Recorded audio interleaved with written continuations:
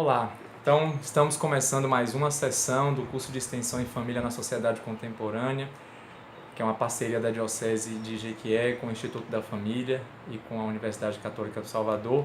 E nessa sessão, nós vamos refletir sobre a família no debate cultural e político contemporâneo. Então, recentemente aconteceu, como muitos de vocês devem estar sabendo, a publicação da exortação apostólica pós-sinodal Amoris Laetitia, do Papa Francisco, que recolhe as contribuições que foram dadas ao longo desses 2 anos em que a Igreja se reuniu, seus bispos, seus padres, teólogos, para discutirem acerca da família, dos desafios da família.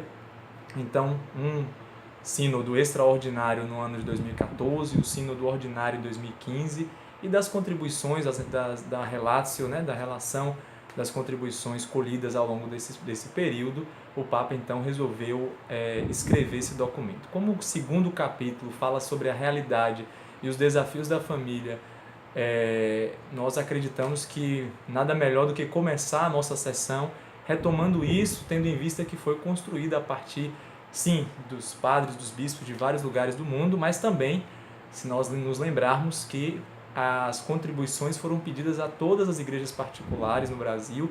Então, de algum modo, o que está reunido aqui são aquelas impressões, as percepções acerca dos desafios da família, recolhidos de contribuições que vieram também de famílias, de pesquisadores, de estudiosos, de bispos, de pessoas que lidam com a família. Então, nós vamos começar com isso. É interessante notar que o documento, a primeira frase do documento, que é aquela que sempre dá o nome ao texto, diz que a alegria do amor que se vive nas famílias é também um júbilo da igreja. Então, a igreja se alegra com a alegria das famílias, do amor humano vivido pelas famílias. E os padres sinodais, eles falaram que mesmo com todo esse contexto aí de desafio, de crise, etc., o desejo de família permanece vivo nas jovens gerações.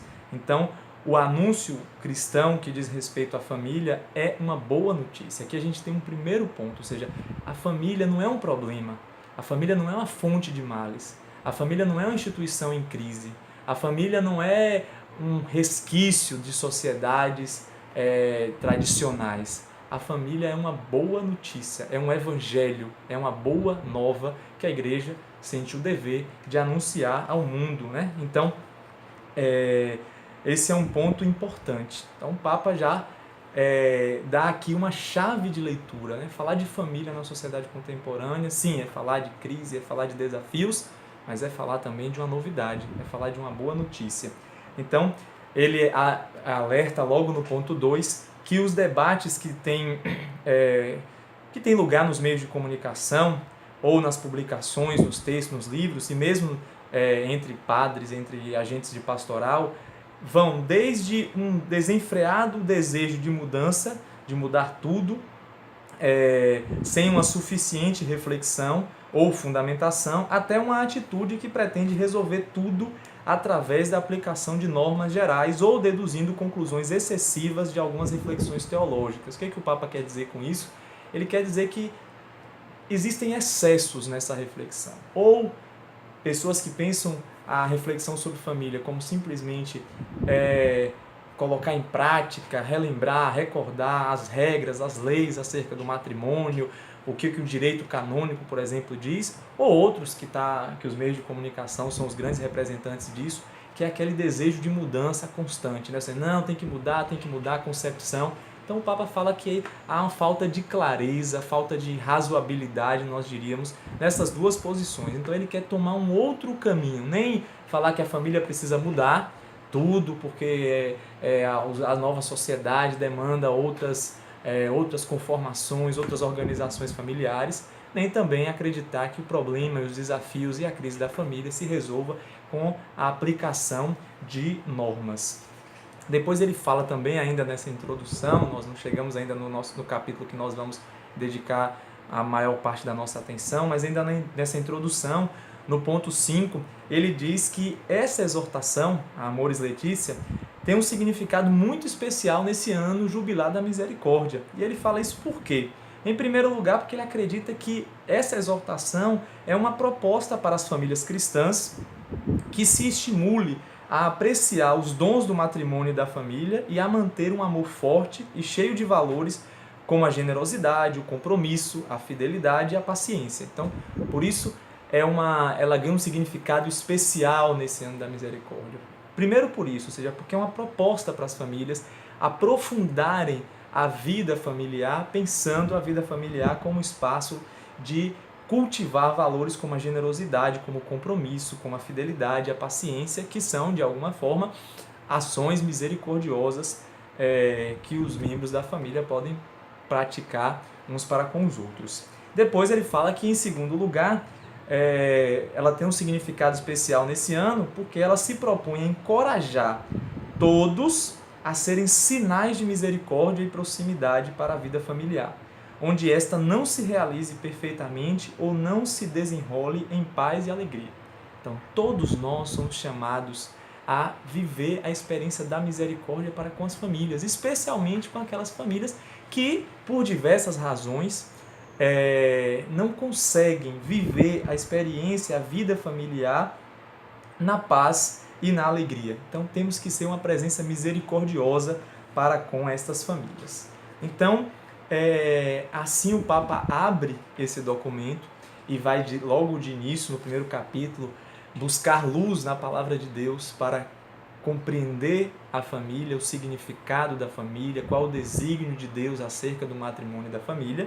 Nós vamos pular essa parte, né? Esse primeiro capítulo, mas eu recomendo vivamente que todos leiam, porque tem coisas muito preciosas ali, mas para o efeito do nosso curso, né? Para a nossa disciplina no curso de Extensão em Família, nós vamos direto para o capítulo 2, que é intitulado A Realidade e os Desafios das Famílias. Ou seja, como as famílias estão e que desafios elas estão encontrando na sua experiência. E aí o Papa também já começa marcando bem o tom do seu discurso, o tom do seu ensinamento. Dizendo que, no ponto 31 do documento, que vocês devem ter recebido, o bem da família é decisivo para o futuro do mundo e da igreja. Por que a igreja, mais uma vez, fala sobre a família? Porque ela está querendo preservar uma instituição? Porque ela tem uma predileção especial por algumas formas e alguns modelos de família? Não. A igreja insiste sobre a família, e se a gente olhar a trajetória da igreja, talvez nos últimos 40, 50 anos, é claro como a igreja tem dedicado atenção à família. Por que ela faz isso? Ela faz isso porque o bem da família é decisivo para o futuro do mundo e da igreja. Então a igreja faz isso primeiro em sinal de amor ao mundo, amor à realidade, amor à vida das pessoas, porque entende que o bem da família é o bem das pessoas, o bem da família é o bem da sociedade e o bem da família é também o bem da igreja. Então nós temos diversas razões para nos debruçarmos sobre a realidade da família e para refletirmos acerca do modo como a família pode se organizar, viver, se relacionar, para quê? Para que a família seja de fato um bem, um recurso e não uma fonte de males, uma fonte de dificuldades exclusivamente, mas que seja uma fonte de bem para as pessoas e uma fonte de bem também para a sociedade. E ele continua dizendo que é salutar, prestar atenção à realidade concreta. Então a gente tem que começar o quê? Olhando para a realidade concreta, como as famílias se encontram, como elas estão vivendo. Por quê? E aí ele cita a Familiares Consórcio, que é uma exortação apostólica também pós-sinodal, daquele sínodo, né, que João Paulo II chamou sobre a família na década de 80. Né? Então, citando a Familiares Consórcio, o Papa vai falar que os pedidos e os apelos do Espírito ressoam também nos acontecimentos da história. Ou seja, se a gente quer entender também, se a gente quer ouvir a voz de Deus, temos que olhar para a realidade. porque é na realidade que Deus fala conosco. Então, o que Deus quer nos comunicar acerca da família, Ele não nos comunica de forma... não nos manda uma mensagem por uma linha direta, né, para cada um de nós, mas Ele nos fala também a realidade, porque a realidade é a voz de Deus. Então, se nós queremos compreender a família, temos que olhar a família, porque o modo como a família vive, a realidade da família, dá sinais daquela comunicação, daquela mensagem que o Senhor quer nos passar. Então, os pedidos e os apelos do Espírito ressoam também nos acontecimentos da história, através dos quais a igreja pode ser guiada para uma compreensão mais profunda do inexaurível mistério do matrimônio e da família. Ou seja, olhando para a realidade das famílias, nós podemos compreender melhor o que elas são e como elas devem viver. Isso é muito importante, né? Então não é refletir sobre a família, não é esquecer a realidade da família e buscar um modelo ideal de família, mas é olhar para a realidade das famílias tal como elas se encontram. E ali, nas exigências, no desejo, no coração das pessoas, nas dificuldades que cada um enfrenta, entender o que o Senhor nos comunica, o que Ele nos fala acerca desta realidade tão cara à igreja. Então, por isso, o Papa vai dedicar algumas páginas desse documento para refletir sobre a situação atual da família, que é o primeiro grande bloco aí desse capítulo 2. Qual é a situação atual da família? E ele, já no ponto 32, ele diz assim: hoje a mudança antropológico-cultural influencia todos os aspectos da vida e requer uma abordagem analítica e diversificada. Então olha aqui, ó, tem uma frase, tem uma expressão importante aqui. A mudança antropológico-cultural. Então nós estamos diante de uma mudança nesse nível. Na sessão passada, que também eu estava com vocês, nós refletimos sobre uma antropologia adequada. Note que o Papa Francisco aqui está em uma unidade, em sintonia com o Papa João Paulo II, o São João Paulo II, né? Que falava na necessidade de uma antropologia adequada. Por quê? Porque o Papa está entendendo que a mudança que nós vivemos não é uma mudança de estilo de vida tão somente. Não é uma mudança na conformação e na organização da família.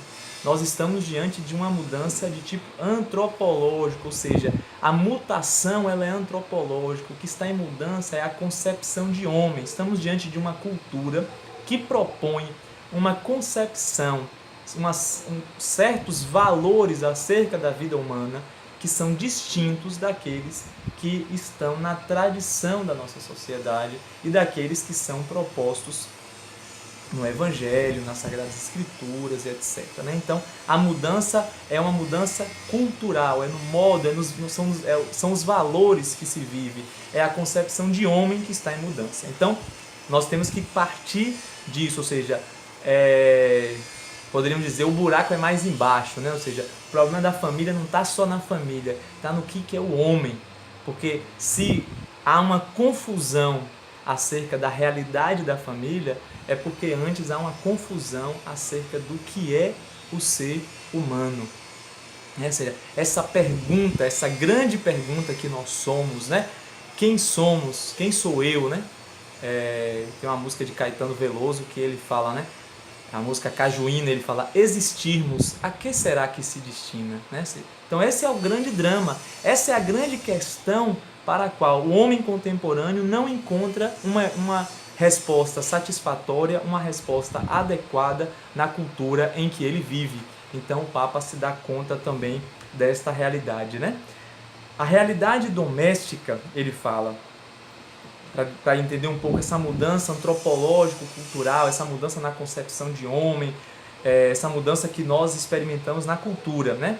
Ele, citando os bispos da Espanha, num documento da Conferência Episcopal Espanhola, intitulado Matrimônio e Família, o Papa recorda que os bispos lá falavam que há uma realidade doméstica com mais espaço de liberdade, com uma distribuição equitativa de encargos, ou seja, homens e mulheres assumindo responsabilidades de forma mais equitativa, ou seja, menos uma divisão estrita dos papéis, das tarefas, das obrigações do pai, da mãe, dos homens, das mulheres. Responsabilidades e tarefas, então, mais compartilhadas, valorizando mais a comunicação pessoal, então, ou seja, a realidade familiar hoje, ela valoriza mais essa comunicação pessoal entre os esposos, contribui-se para humanizar toda a vida familiar, ou seja, essa disposição maior entre os membros da família para comunicar, ou seja, um espaço de maior diálogo entre marido e mulher, entre pais e filhos, contribui, os bispos chamavam atenção para isso, para humanizar toda a família. Nem a sociedade em que vivemos, nem aquela para onde caminhamos, permitem a sobrevivência indiscriminada de formas e modelos do passado. Então, ou seja, o problema de refletir sobre a família não é tentar retomar, retroceder a um certo modelo, não é isso. Ou seja, é pensar, é repensar o homem e a família dentro do contexto social, cultural que nós vivemos atualmente. Então, se por um lado se vê esta maior comunicação, essa distribuição mais equitativa dos encargos nas famílias contemporâneas, por outro lado, se nota também que os indivíduos são menos apoiados do que no passado pelas estruturas sociais na sua vida afetiva e familiar. Então, é paradoxal, né? É contraditório, é ambíguo, mas é isso que a gente vê. Ou seja, a família tem uma disposição maior para se comunicar, mas ao mesmo tempo os indivíduos são menos apoiados, né? Encontram menos apoio. E o Papa vai desenvolver um pouco isso. Então, de onde vem isso? Vem de um individualismo exagerado, né? Que o Papa denuncia, ou seja, que cresceu na modernidade um individualismo exagerado, que ele define como uma ideia de um sujeito que se constrói segundo seus próprios desejos, assumidos com caráter absoluto, né? Então, assim, uma absolutização dos desejos individuais. Então, isso cresce, já cada um na sociedade contemporânea quer encontrar espaço para que ele realize, concretize os seus desejos de forma absoluta, muitas vezes passando por cima de certos valores, de certas obrigações e responsabilidades para com o outro. Então, além disso, o Papa chama atenção também, nessa situação atual, de um ritmo de vida, nós podemos falar um ritmo frenético de vida, um estresse, uma organização social e laboral que são fatores culturais que colocam em risco a possibilidade de opções permanentes, ou seja, a vida é muito instável, né? O sociólogo Zygmunt Bauman fala de uma sociedade líquida, né? Então, ou seja, tudo é muito estável. Numa sociedade muito estável, porque é estável do ponto de vista laboral, porque eu não sei se o meu trabalho eu vou continuar a ter daqui a 6 meses, daqui a 1 ano, porque as demandas e as exigências são cada vez mais rápidas, né? Mudam com uma velocidade muito grande. Então, nessa sociedade onde tudo parece mudar o tempo todo, as pessoas encontram maior dificuldade para assumir certas responsabilidades, fazer certas opções que são permanentes, como aquela de construir uma família. Então, se antes você, por exemplo, tinha uma profissão e aquela profissão você levava ela para a sua vida toda, e hoje não é mais assim, acaba que o reflexo disso na vida familiar é que também parece que não dá para fazer opções de tipo afetiva com essa mesma, com esse caráter perene, né? Então, essa instabilidade social também se torna uma instabilidade humana, uma instabilidade afetiva e etc. Então, o Papa fala então de fenômenos ambíguos, né? Ou seja, de uma ambivalência, né? A palavra ambivalência fala de valores contraditórios, ou seja, valores distintos. Então,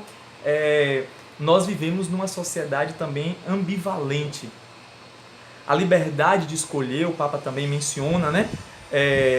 Como um fenômeno dessa situação atual, que ele diz: a liberdade de escolher permite projetar a própria vida e cultivar o melhor de si mesmo, mas se não tiver objetivos nobres e disciplina pessoal, degenera em uma incapacidade de se dar generosamente.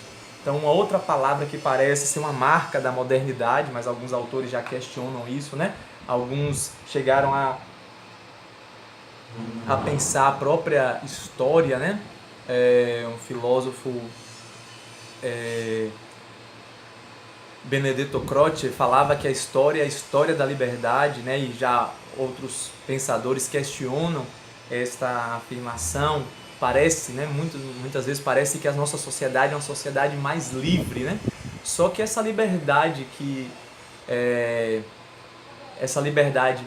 propagandeada muitas vezes não se concretiza por conta disso, porque é uma liberdade no sentido de liberdade de escolher e projetar e cultivar o melhor de si, só que fora de objetivos nobres e de uma disciplina pessoal, isso se degenera, ou seja, essa liberdade de escolher se degenera, o Papa diz, em uma incapacidade de se dar generosamente, ou seja, esse homem que parece muito livre, não se sente livre o suficiente para se entregar, para se doar, para viver a sua vida como um dom sincero de si para o bem do outro. Ou seja, então é uma liberdade que não é uma liberdade maior para viver aquilo que realiza o homem, que é o amor.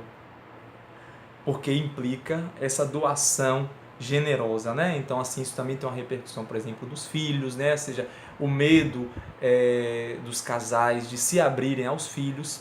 Então, ou seja, é uma liberdade que é uma liberdade muitas vezes aparente, né? Então, seguindo, o Papa fala que nesse contexto, ou seja, não é que não exista mais família, não é que acabe as famílias, não é que a família se torne um fenômeno residual na sociedade. Não é isso que acontece. O que acontece é que a família aparece mais como um lugar de passagem. Ou seja, a família não como lugar, a família não como o meu lugar, como o porto seguro, mas como um lugar de passagem, como tantos outros na sociedade, né? Como muitas vezes a escola, o trabalho, parece tudo que é um lugar de passagem, tudo é temporário, eu fico aqui por um tempo para depois ir para outro lugar, e a família também parece esse lugar de passagem, onde você fica ali, mas tem um prazo de validade, né?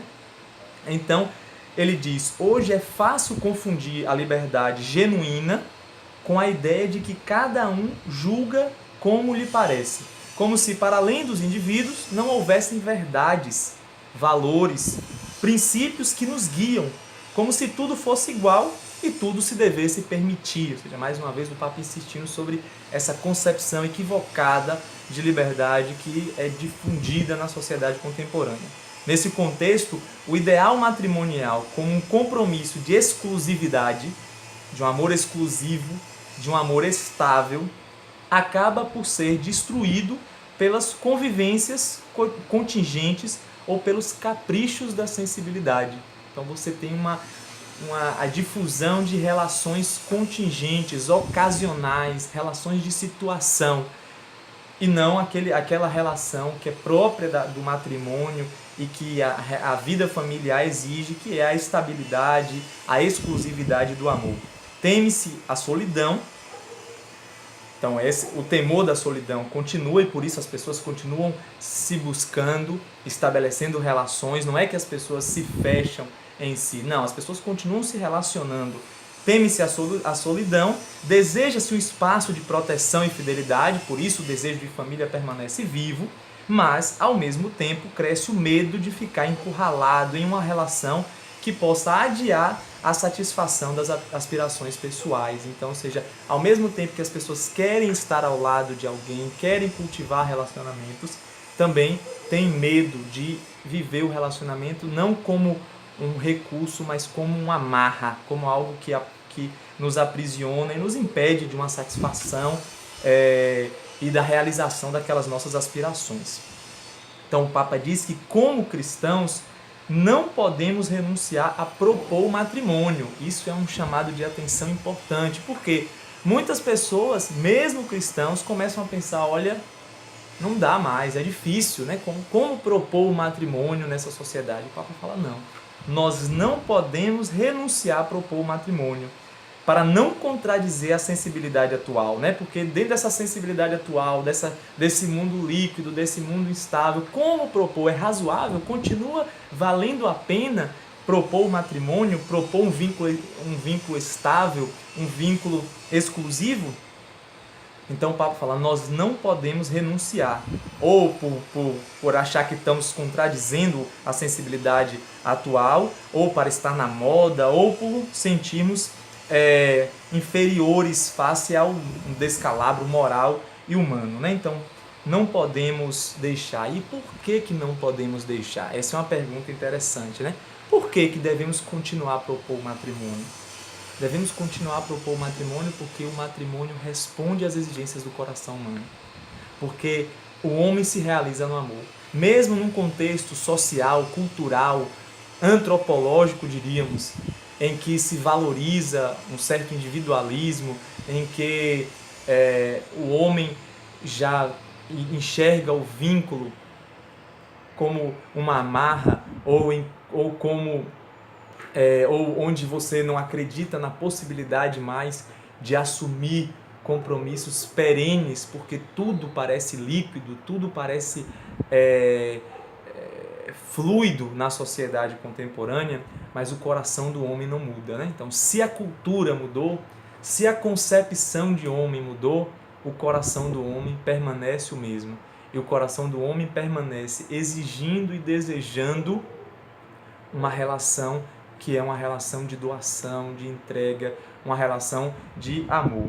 Então, por isso, nós devemos continuar. Por quê? Porque acreditamos no coração do homem, ou seja, porque acreditamos que é possível viver o matrimônio e a família, mesmo nesse contexto, claro que com dificuldades, mas é possível porque corresponde às exigências do coração. É verdade que não tem sentido limitar-nos a uma denúncia retórica dos males atuais. O problema não é fazer uma análise das trevas, né? Não é ficar falando dos males atuais, como se isso pudesse mudar qualquer coisa. Não muda. O que adianta a gente ficar só falando dos problemas da sociedade contemporânea? De nada serve também querer impor normas pela força da autoridade, ou seja, como vamos garantir, possibilitar, como a gente vai garantir que as pessoas mantenham-se fiéis aos compromissos do matrimônio? É-nos pedido, é interessante como o Papa vai desenvolver aqui, ele fala, o que nos é pedido? Um esforço mais responsável e generoso que consiste em apresentar as razões e os motivos para se optar pelo matrimônio e a família. Ou seja, nós precisamos de forma responsável e generosa apresentar as razões e os motivos para se optar pelo matrimônio e a família. Para a gente apresentar isso, primeiro nós precisamos ter. E aqui está o grande problema, porque muitas vezes nem para nós isso está claro, né? Muitas vezes nós somos incertos, muitas vezes nós somos inseguros acerca disso. Então o Papa fala, olha, o pedido, o chamado, a nossa tarefa é apresentar as razões e os motivos para se optar pelo matrimônio e família, de modo que as pessoas estejam mais bem preparadas para responder à graça que Deus lhes oferece. Porque Deus continua a oferecer a graça dele. O canal da graça não foi fechado, ele continua aberto. Mas essa graça de Deus para se viver o matrimônio e a família precisa também da nossa parte, da nossa colaboração. E para isso nós precisamos comunicar as razões, né? Então muita gente fala, mas quantas pessoas se casam na igreja e depois não conseguem manter o seu casamento, né? Como se estivesse questionando a graça do matrimônio. Não. A graça prescinde da humanidade, ou seja, ela não prescinde, ela não pode dispensar a nossa humanidade, ou seja, ela precisa, né? A graça não prescinde da humanidade, ela exige, ela pede a nossa humanidade. E a nossa humanidade é a nossa consciência livre, a nossa opção, a nossa decisão por aquilo. E para tomar essa decisão, precisamos estar plenamente convencidos das razões para fazer este caminho. Às vezes, o Papa fala no ponto 36, às vezes a nossa maneira de apresentar as convicções cristãs e a forma como tratamos as pessoas ajudaram a provocar o que hoje nos leva a lamentar, né? Então, muitas vezes a gente lamenta que as pessoas hoje se distanciam do matrimônio, que as relações não dão certo, mas às vezes é a nossa maneira de apresentar as convicções cristãs que contribuiu para isso, ou seja, o fato de que nós não comunicamos as razões, né? Pedro fala, né, preciso dar as razões da vossa esperança. Ou seja, quais são as razões da nossa esperança acerca do matrimônio? Por que que nós continuamos a esperar do matrimônio e da família? Não fizemos um bom acompanhamento dos jovens casais nos seus primeiros anos, com propostas adaptadas aos seus horários, às suas linguagens, às suas preocupações mais concretas. Então o Papa está falando, olha, a gente lamenta disso, mas quantas vezes? E aí ele está falando especialmente para a igreja, né? Para a pastoral familiar, para os padres, para os bispos, né? Nós lamentamos muito a quantidade de divórcios, de recasamentos, etc. Mas quantas vezes nós fizemos um acompanhamento adequado com os jovens casais, não só para prepará-los para o sacramento, mas para ajudá-los a viver estes primeiros anos, que são aqueles anos de adaptação? É uma reflexão que devemos fazer. Então, seguindo no ponto 37, o Papa diz que temos dificuldade em apresentar o matrimônio mais como um caminho dinâmico de crescimento e realização do que como um fardo a carregar a vida inteira. Ou seja, como apresentamos? Porque que nós continuamos a apresentar? Continuamos. Mas apresentamos como um fardo ou como um caminho dinâmico de crescimento? Ou seja, onde cada um cresce naquela relação e não só cresce, como realiza a sua humanidade. Ou seja, quantos estão convictos de que no matrimônio eu realizo a minha humanidade? E o que isso quer dizer, realizar a minha humanidade? Quer dizer, aqui eu sou mais eu mesmo. Aqui eu caminho mais em direção à minha própria natureza.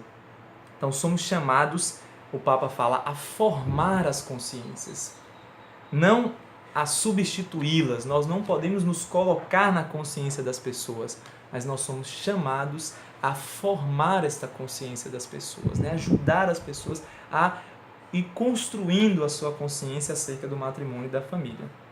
No ponto 38, ele recorda que a maioria das pessoas ainda hoje valorizam as relações familiares, que permanecem no tempo e garantem o respeito pelo outro. Ou seja, as pessoas continuam a valorizar, mesmo nessa sociedade, quando as pessoas veem um casamento, uma vida matrimonial que dura no tempo, pautada no respeito, as pessoas valorizam, entendem isso como uma coisa boa, apesar de que muitos se sentem incapazes de fazer aquele mesmo caminho, mas veem isso como uma coisa boa. Por isso, a igreja aprecia,